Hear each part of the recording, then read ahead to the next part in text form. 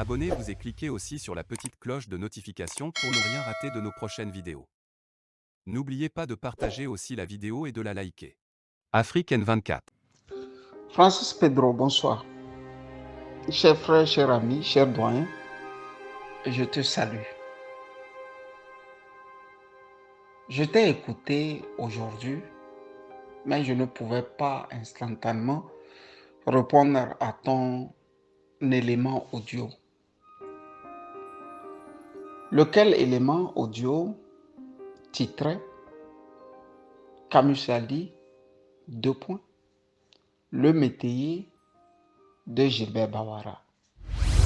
Monsieur Camus Ali, c'est indécent ce que vous faites là. Mais Monsieur Patrick Lawson est bien décédé. Vous ne pouvez pas dire quelque chose de ce monsieur, puisqu'il n'est plus là pour affirmer ou pour infirmer.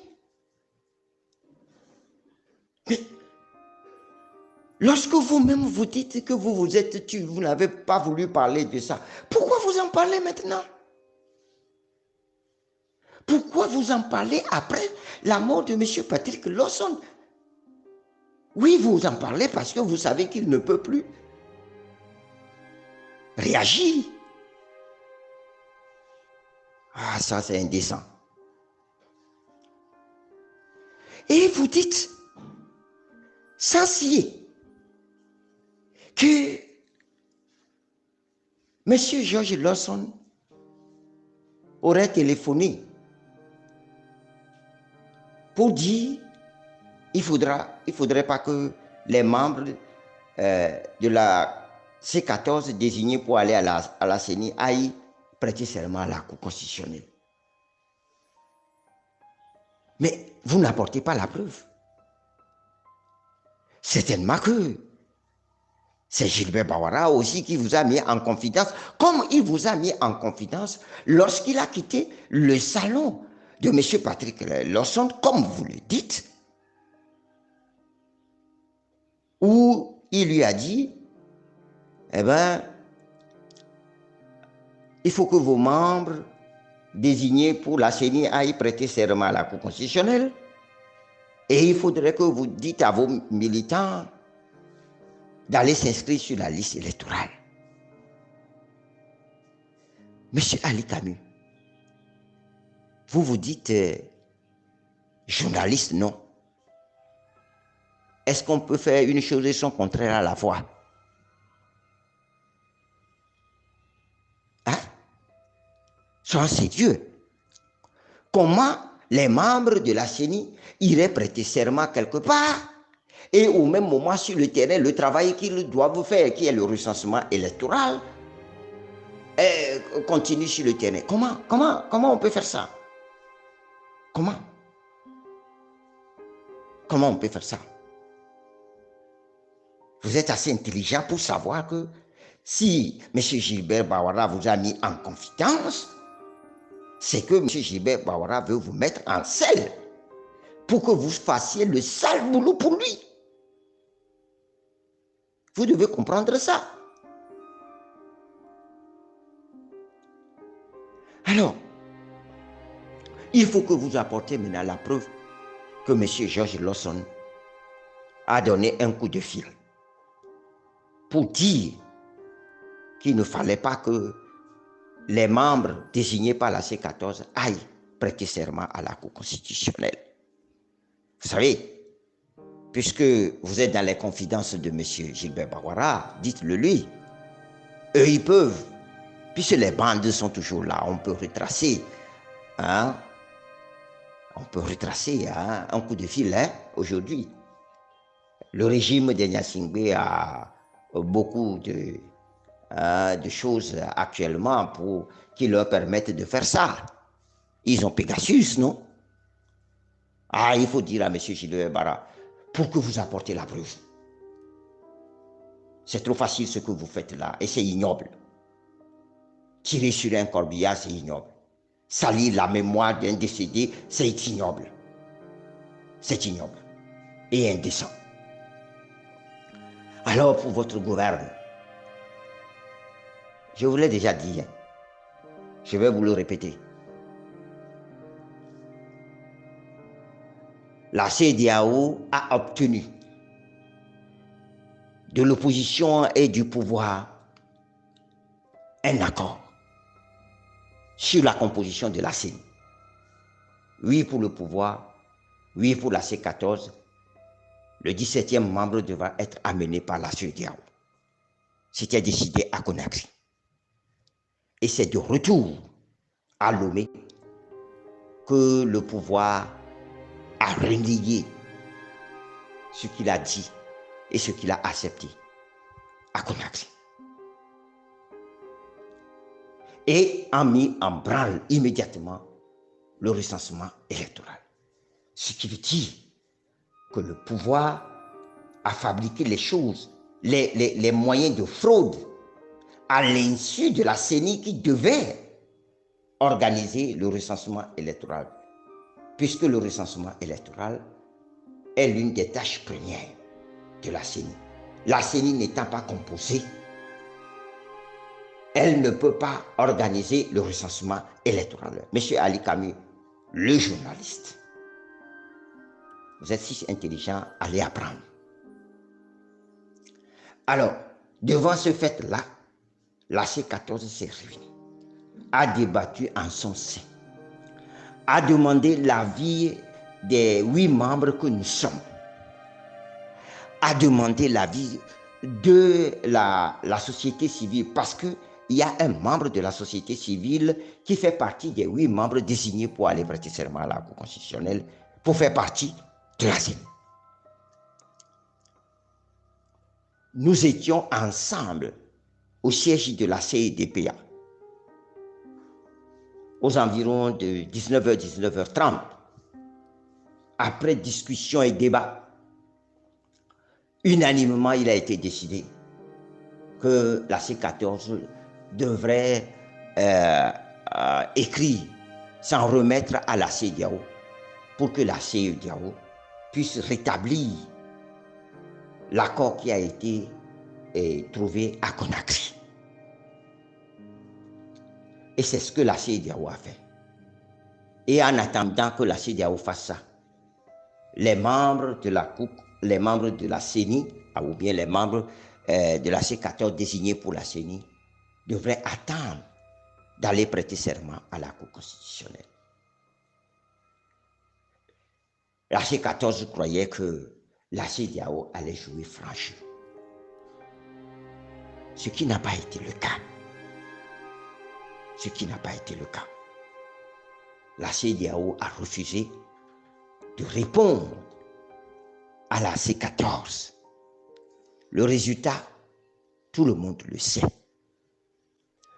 Ce n'est pas un George Lawson que vous traitez de gros caïman. Ce n'est pas un George Lawson. Vous oubliez que M. Goguet, professeur Goguet, est membre de la C14. Et c'est tout ce qui s'est passé.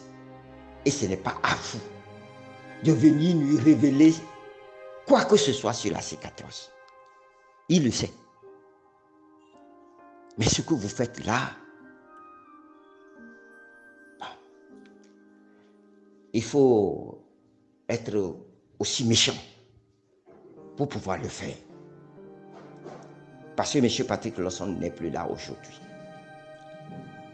Personne ne sait si M. Gilbert Bawara est allé dans le salon de M. Patrick Lawson Bankou. Non, personne ne sait. C'est vous qui le dites. Et vous devez apporter la preuve. Maintenant. Ne parlez plus. Apportez la preuve. Maintenant. Mais, jeune frère, je vais vous dire ceci. Des gens ont fait pire que vous. Des gens ont fait pire que vous. Après, nous avons vu ce qu'ils sont devenus. Je ne te souhaite pas cela. Parce que tu es mon jeune frère. Et moi, je dois veiller à ce que malheur ne t'arrive. C'est pourquoi je vais prier pour toi. Que tu le veuilles ou non, moi, je vais prier pour toi. Parce que tu ne sais même pas ce que tu fais. Tu ne sais pas l'engrenage dans lequel tu te mets. Monsieur Gilbert Bawara, s'il a fait effectivement, d'abord il a menti, ensuite il a voulu te mettre en selle pour que tu fasses le sale boulot pour lui. Si tu ne le sais pas, apprends-le aujourd'hui. Mais pour l'heure, la veuve et les enfants de Patrick Lawson sont encore en train de le pleurer. Nous, à l'ANC, nous portons son deuil. Quoi que Gilbert Bawara dise, quoi qu'il dise,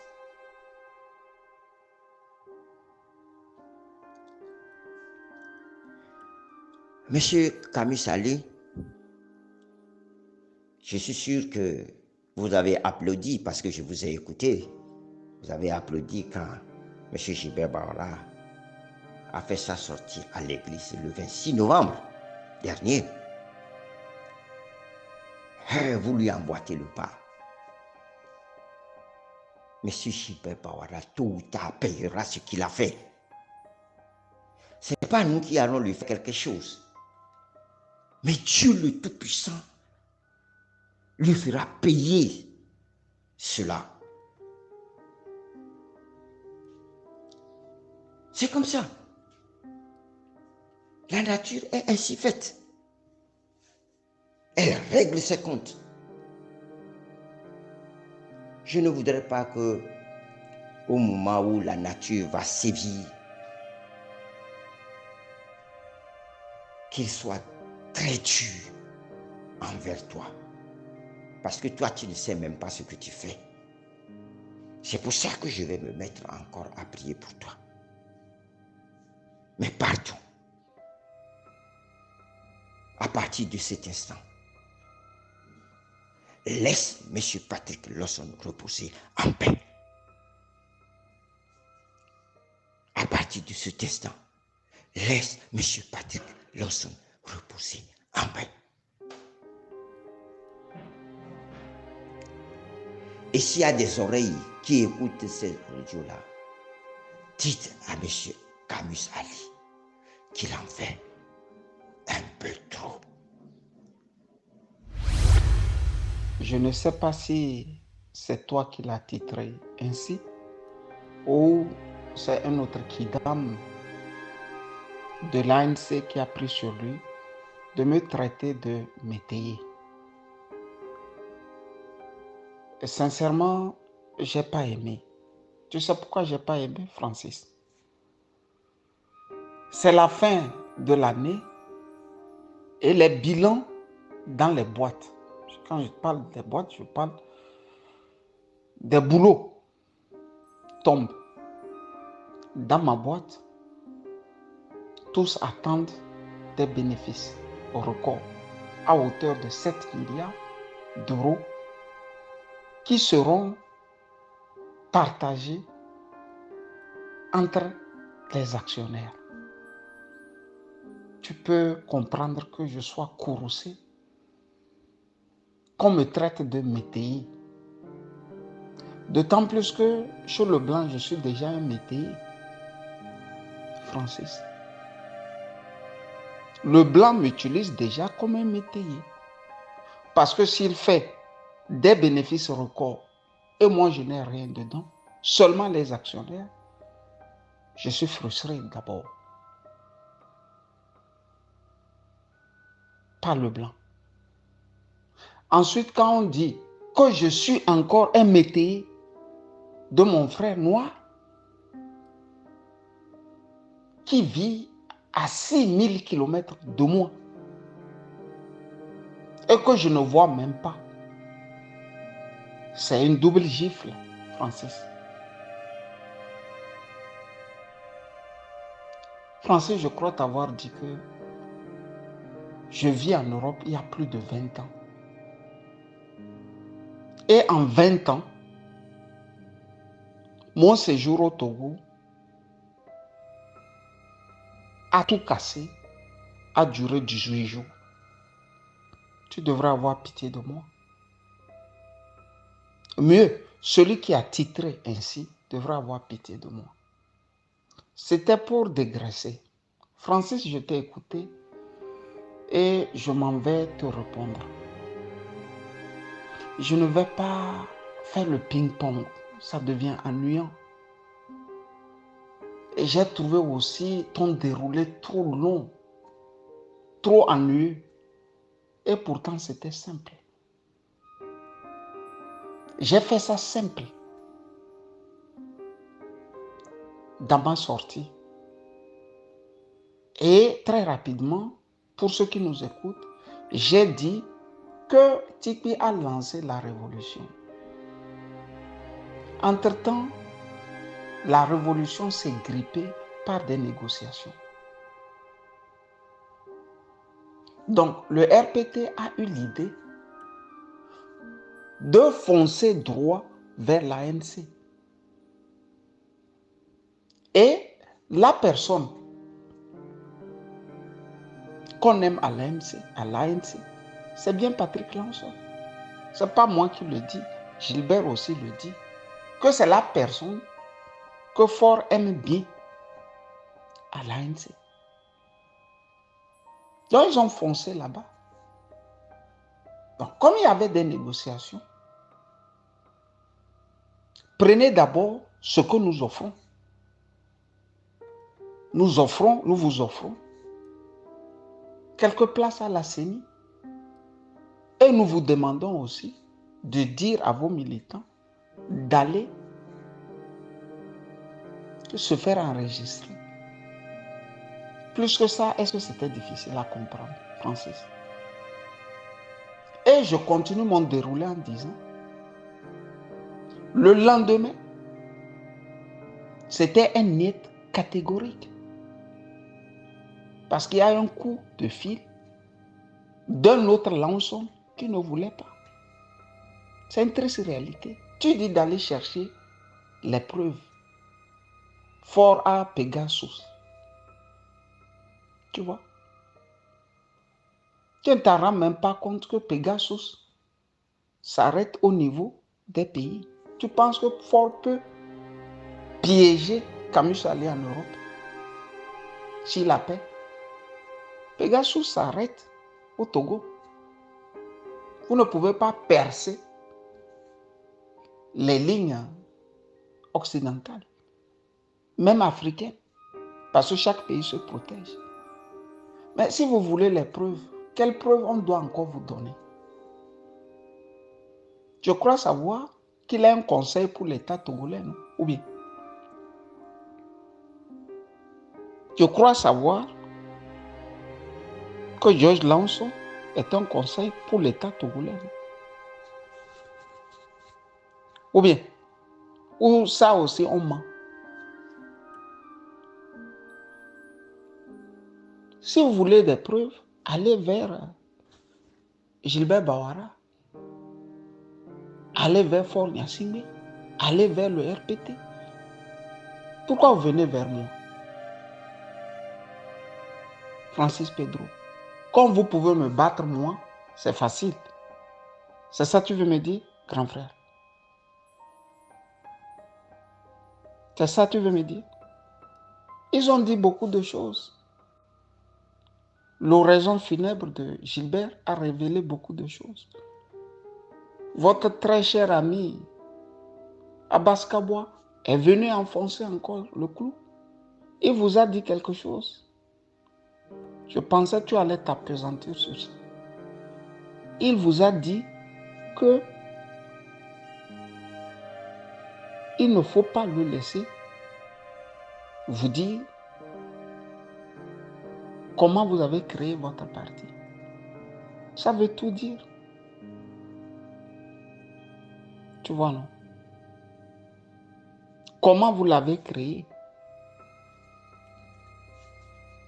Grosso modo, pour vous dire comment vous avez eu de l'argent pour le créer.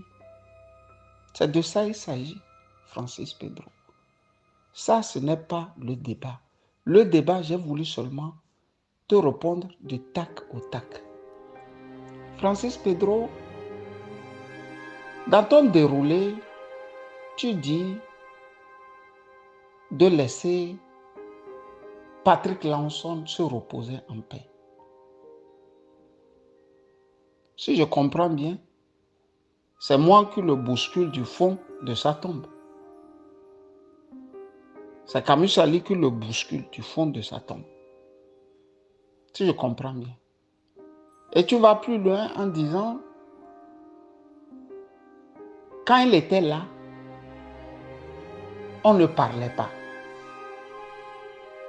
Francis Pedro ne fait pas ça. Les écrits sont là. C'est nous, c'est alinxtogo.info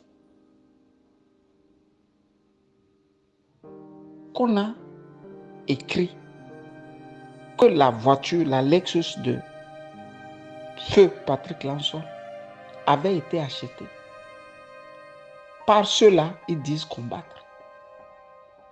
Il ne nous a jamais porté plainte. Francis Pedro. Quelque temps après, courant cette année, Éric Dupuis, votre chargé en communication, a dit que vous marchez pour les gens. Et j'ai dit non. Pour que vous marchiez, il faut qu'on vous casque. Il faut casquer. Et j'ai dit, Feu Patrick Lansone a reçu de l'argent dans une station d'essence proche de chez lui. Il vivait quand on a dit ça. Francis Pedro. C'était au millimètre près ce que nous disons.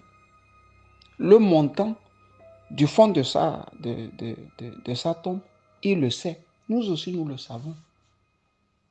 Qui a remis à qui pour l'amener. Tu comprends? C'est-à-dire celui qui a remis et celui encore qui a remis dans les mains du défunt. Nous le savons. Nous l'avons dit. Les Togolais sont témoins. Maintenant, Francis Pedro, je veux savoir qu'est-ce que tu me reproches. Tu es journaliste, je suis journaliste. Notre devoir est de traquer les faussaires, de les exposer au maximum pour que le peuple les voie. Moi, je fais ce travail. Comme hier, je crois savoir, toi aussi tu faisais, avant de virer en politique. Depuis que tu as viré en politique, toi, tu ne dois plus le faire. Vous avez vu comment vous avez traqué l'homme de l'alternative, Ferdinand Haïté, pour une affaire qui devrait aider tout un peuple. Vous avez vu comment vous l'avez compressé au point que celui-là qui sauve le Togo soit encore dans l'état de celui-là, on pourchasse. Vous n'avez pas levé le petit doigt. Francis Pedro. Plan carrière. Et quand je dis journaliste, je suis désolé. Hein. Si tu veux, on peut mettre les papiers sur la table. Chacun peut mettre ce qu'il a étudié sur la table. Je suis désolé. Ça ne te gêne pas. Passez ça politiquement, Francis Pedro. Votre sage, votre doyen, Bamba Nabourema, connaît mon grand-père. Il connaît toute ma famille.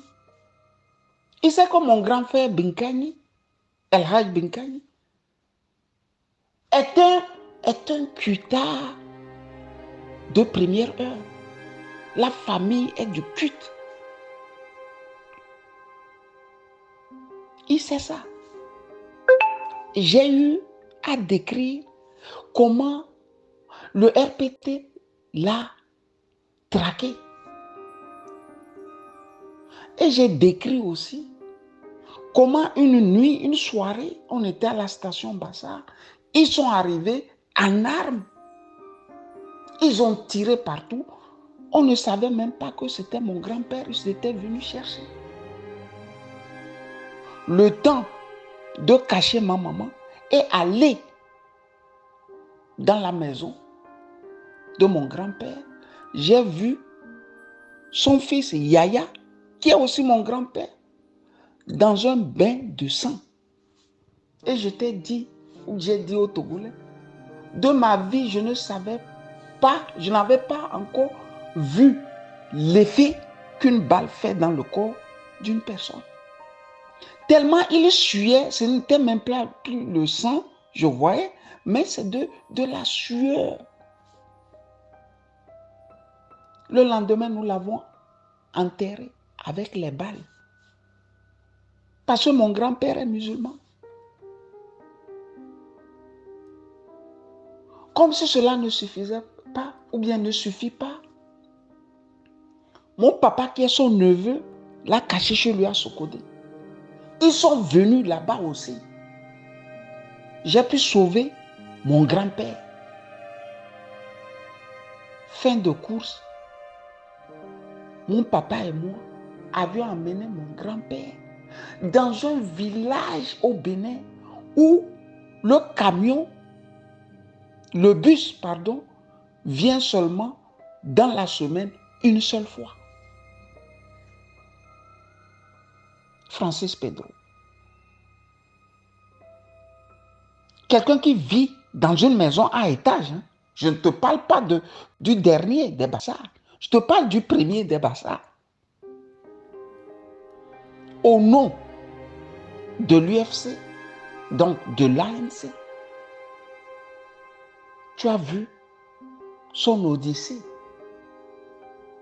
Il est mort dans cette souffrance, changeant de maison à maison.